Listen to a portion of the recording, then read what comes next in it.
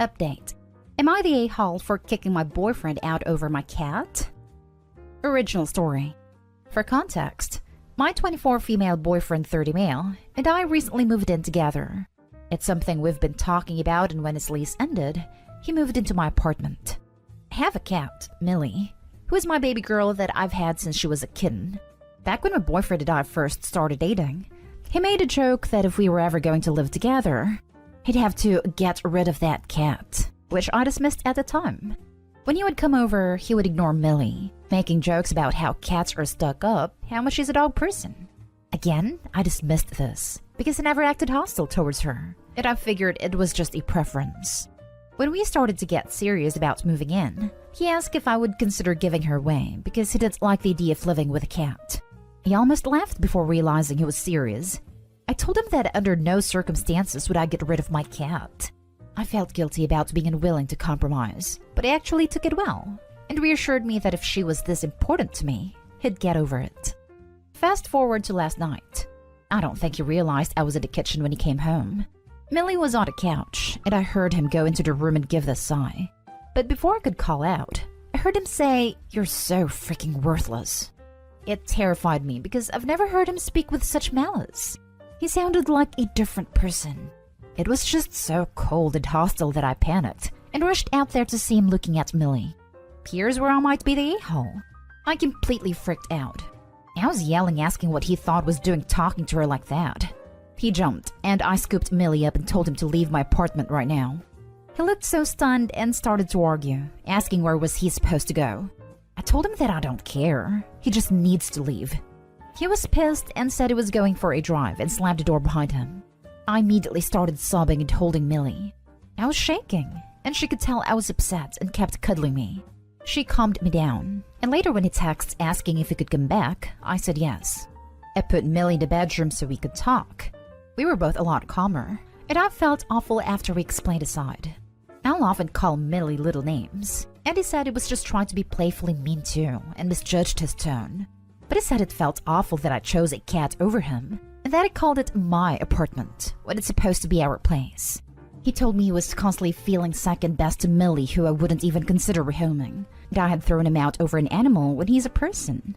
I explained to him how much she means to me, and apologized for ever making him feel like this wasn't his home. I think I might have overreacted, but I just don't know. He's my boyfriend, and she's something I kept refusing to compromise on. But I also don't believe that he just misjudged his tone. Am I the a-hole? Top comments before reading the update. Not an a-hole, and he's lying now. Don't let him gaslight you. Your cat is going to go missing someday. This. If for some reason you do continue this, make sure you have plenty of photographs of her and you as proof that she's yours, and that she's microchipped because she will end up on the streets or dropped off at a shelter. Not an a-hole. Rehome your a-hole boyfriend. You shouldn't have dismissed those earlier jokes. On a first date, you should have said something like, "All jokes aside, I would never get rid of my cat." I can't BS on the worthless comments being his attempt at being playful. He is just making up excuses because you caught him. Agreed. He got caught and came up with a BS excuse. Ditch him before the cat goes missing or worse. Not an a-hole. The way a person talks about an animal or treats an animal is a good indication of the type of person they are.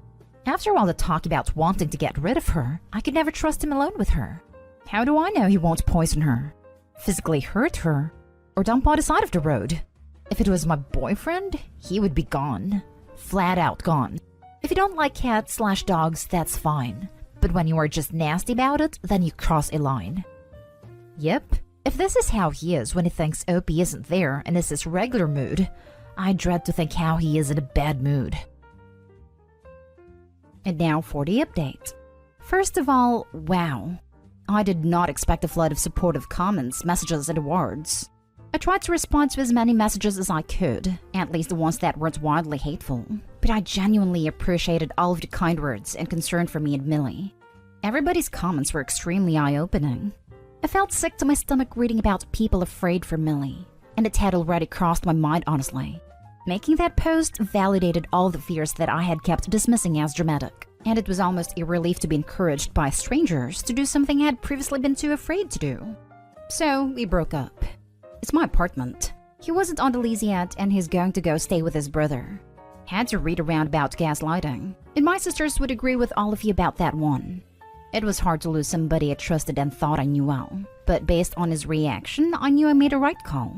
He essentially told me that if I couldn't learn to put other humans before my cat, I'd be alone for a very long time, and that he'd be waiting for me to reach out. Millie doesn't deserve to just be tolerated. She deserves to be safe and treated like the little princess she is by anybody I live with. She's seen me through so much, and I'd rather be alone than her wandering around the side of the road somewhere. And I am absolutely terrified of her ever being hurt. It isn't worth the risk. I'm okay with it being just her and I for now. Thanks everybody for the advice. When my boyfriend moved in, he babied my cats so much I'm pretty sure he was their favorite human. And I was relegated to the position of backup slave. We've since got another cat together. I could never date someone who didn't love animals. Good for you and Millie. There are better guys out there. Ow, my 2 cats are super babied by my boyfriend. He's their favorite person. Me, I'm just convenient when he's not around. Lol. My boyfriend kisses the top of his cats' heads. Now when they get pets from me, they present their heads for kisses sometimes. I do not deserve any one of them. I'm a dog person 100%, but I live with my significant other and his cat, and our dogs. The cat drives me crazy. He's up at 5 a.m., and for some reason he loves me more than my significant other, so he has to sit on my face in the morning. And he drools. What kind of cat drools? He also claws the furniture and screams like a tiny demon when you ignore him. Even with all that, I still love that little bastard, and I would never ask my significant other to get rid of him. He is family. He may be annoying as hell, and I'm not a cat person at all, but he's still my little floofy baby. So what I'm saying is, good for you, Opie. You'll definitely find someone who will love you and your adorable cat. Cats drool just like dogs do, sometimes when they're hot, but mostly when they're happy and excited. We've got a senior cat outside named Jack. All you have to do is talk to him a bit, and he goes gaga for potential pets and will start drooling everywhere. Yes, girl. I'm sitting here with my old man cat. I've had him for 15 years, longer than I've had my husband. If I'd had to have gotten rid of this cat for a man, I would not get to see him spend his senior years cuddled up with my daughter who adores him. I wouldn't trade that for anything. You'll find someone that respects Miss Millie and loves her as much as you do. He essentially told me that if I couldn't learn to put other humans before my cat, I'd be alone for a very long time, and that he'd be waiting for me to reach out. Holy cow, you made a right call. I love my fiancé, but if it told me I had to choose between him or my 2 fur babies, he'd be out so freaking fast his head would spin.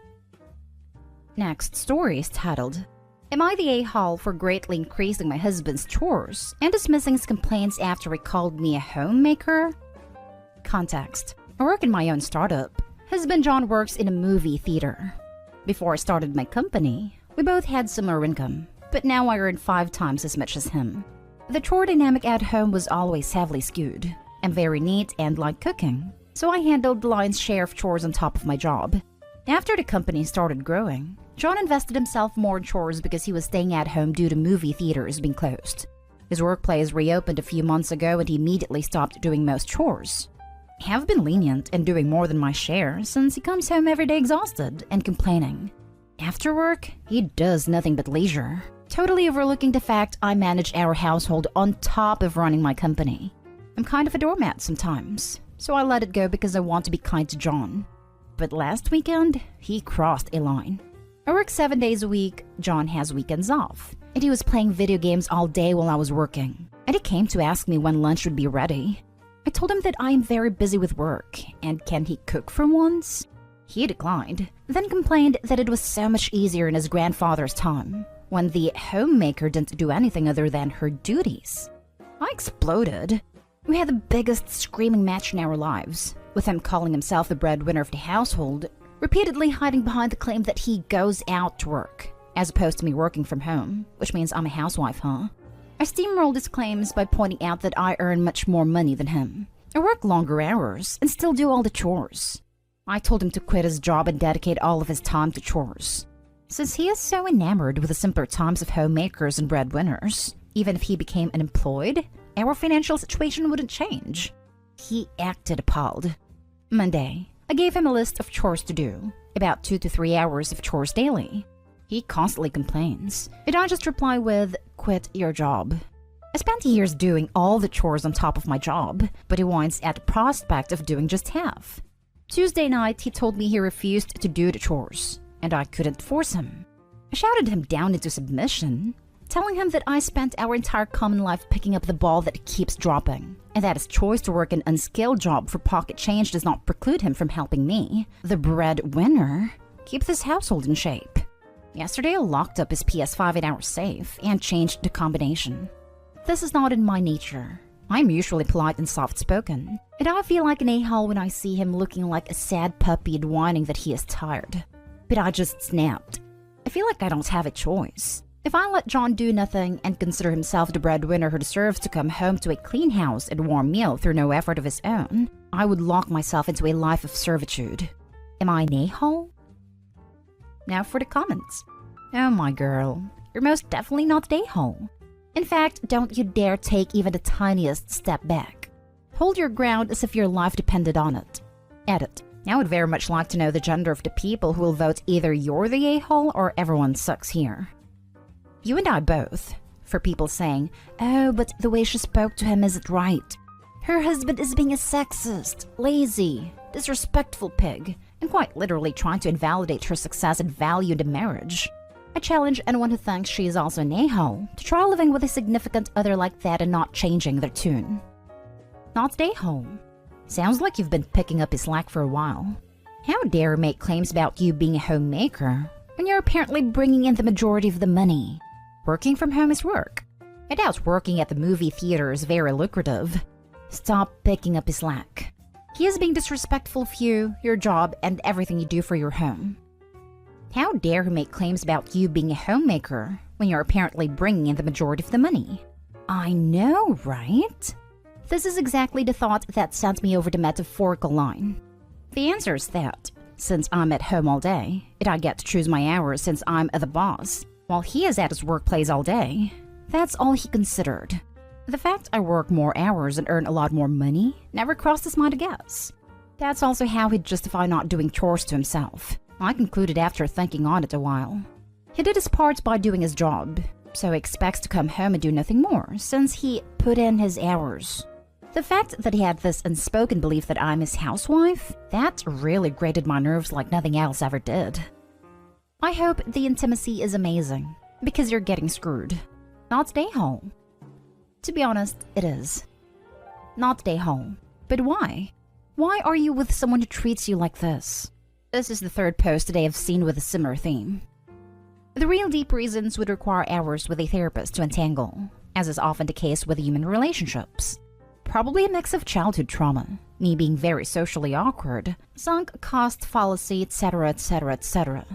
The concrete day-to-day reasons that were observable to me, I answered it this way in another comment. We were college sweethearts, when it doesn't matter if the other is a bit lazy or kind of a slob.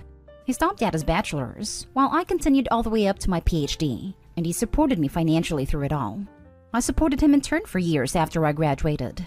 We are now in the stage of adulthood where it's very hard to start dating again, and I genuinely love John. If he could step up his act, I think we could find again this stability and great synchronicity between us. Now for the last story. Am I the a-hole for telling my boyfriend that his daughter can't have her own room in our house? So, my boyfriend 30 male and I 24 female have been together for 2 years, and we just bought our first house together, and we moved in at the end of the month. My boyfriend has a 4-year-old daughter, Kate, from a previous relationship. I love Kate with all of my heart. She lives with my boyfriend's ex, and comes to visit us for short stays and sleepovers, more often in the summertime. Our new house is about a 30-minute drive from Kate's mom's house. It has 3 bedrooms, a master bedroom and 2 smaller bedrooms. We are converting one of the rooms to be an office for my boyfriend and me to work from. That leaves just 1 spare bedroom. Kate was really nervous about us moving so far away, and my boyfriend has reassured her that she will still get to visit all the time, and she will have her own bedroom waiting for her whenever she wants. My issue with this is that I don't want Kate to treat the only spare bedroom as her personal bedroom. Rather, I want it to be thought of as a guest bedroom. Of course, Kate can stay there whenever she wants to, This isn't part of the debate, as I want her to feel welcome all the time. But I don't want it to be only her room. I don't want it to be filled with her toys and clothes, so nobody else feels comfortable to sleep in there. I don't think it's fair that a room is reserved for someone who is not there 90% of the time. In addition, my boyfriend and I are planning to have a child of our own, and I want to make sure that when that happens, we will have a space for them to live. I can only imagine the circus in a few years if we have to tell Kate we are taking away her room to give to her new sibling. That's why I want to set expectations now, that Kate is always welcome, but she will be welcome as a guest. My boyfriend thinks I'm being unreasonable, that Kate needs her own room for stability, especially as she feels we are moving away from her. He says we can keep a pull-out sofa in our office for guests to stay on, and call the spare room Kate's room. I still don't think it's fair to have a room just for Kate when she won't use it very often. And I think it's reasonable to be worried at the prospect of eventually giving Kate's room away to a future child. You're the a-hole. I am not surprised that you didn't discuss this beforehand, because it would be obvious to anyone with a heart that a 4-year-old is not a guest in her father's house. It is her other home. Of course she gets a room there. Seriously, you should go apologize profusely to your boyfriend and his daughter, if you have already spoken to her about this. Apparently they did, and her boyfriend made it clear he intended one of the rooms to be for Kate, but she somehow misunderstood and thought that just meant a room with a bed, minus all of her belongings, and that it would be temporary. I can't imagine how dense or heartless this woman could possibly be, to think that the father of this little girl just meant, I'll give Kate a room to sleep until someone else more important comes along to fill that room, which is what Opie here was thinking. You're the a-hole. She's a child, a 4-year-old, and you want to make sure she knows that isn't her room? Marinate on that. You want to make sure a 4-year-old isn't too comfortable or at home in her dad's home. If I were him, I'd leave you. Oh my god, I didn't even think this deep. But that is exactly what's happening. I am in awe of Opie's post. It is unbelievable. You're the a-hole. She's not a guest. She's his daughter. My stepson lives 4 hours away and we get him on school breaks and during the summer. The rest of the time his room is closed off, so the cats can't wreak havoc. It's not wasted space. It's his room. And when he comes back, he knows his Nerf guns and video games and other toys are safely awaiting him in his room. You say you want her to feel welcome, but how is she supposed to feel that when she's not even worthy of having her own space? Crap like this is why step-parents get such a bad rep.